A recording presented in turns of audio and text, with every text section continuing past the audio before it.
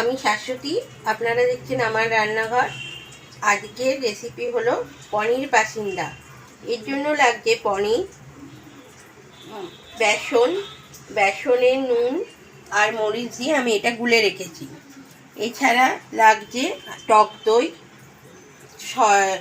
তোমার টমেটোর কেচাপ, মরিচ আর একটু নুন দিয়ে আমি একটা সস বানিয়ে রেখেছি।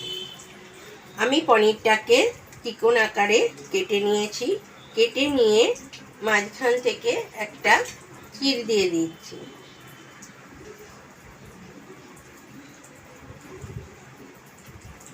এবার আমি এই যে সসটা আছে, এই সসটা দিয়ে এর ভেতরে আমি দিয়ে দিচ্ছি।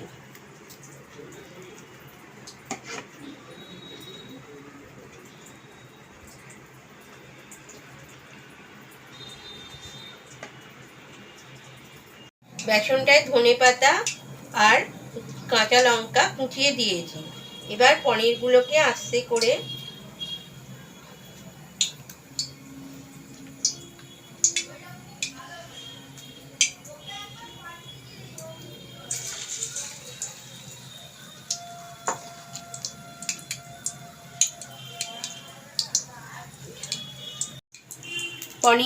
বেসনে মাখিয়ে আমি কড়াইয়ে তেলেতে দিয়ে দিচ্ছি, দিয়ে আমি ভাজতে দিচ্ছি। পনির পাসিন্দা তৈরি।